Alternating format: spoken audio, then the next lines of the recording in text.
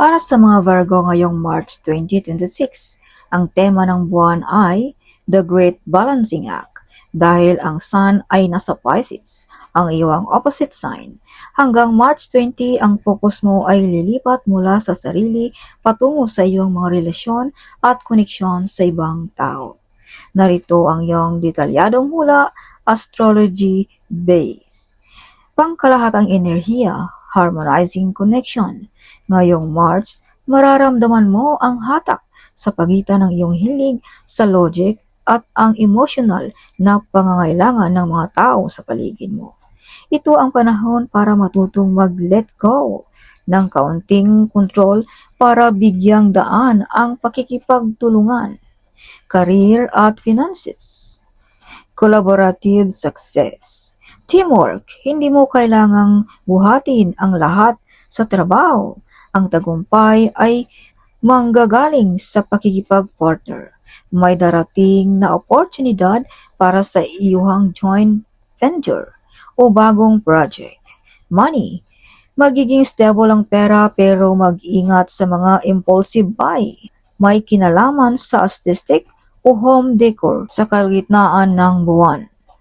Pag-ibig at relasyon, the mirror effect.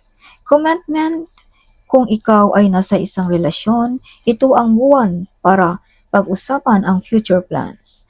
Ang iyong partner ay magsisilbing salamin kung ano ang nakikita mong mali sa kanila, baka yun din ang kailangan mong ayusin sa sarili mo.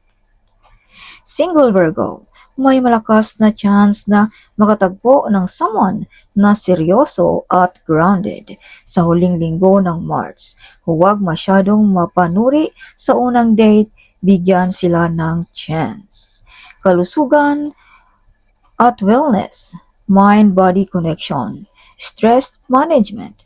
Dahil sa dami ng isip, posibleng makaramdam ng pananakit ng likod o digestive issue. Common sa Virgo yan. Advice, subukan ang grounding activities tulad ng paglalakad sa damo o simpleng gardening. Iwasan ang sobrang kape, palitan ito ng herbal tea para kumalma ang iyong nervous system. Lucky numbers 5, 14, 23, 32. Lucky color emerald green para sa grounding at cream para sa kapayapaan ng isip. Virgo tips ngayong Marso. Huwag mong hanapin ang mali sa bawat sitwasyon.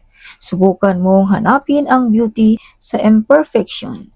Mas magiging magaan ang takbo ng buwan mo kung hindi mo pipiliting maging perpekto ang lahat.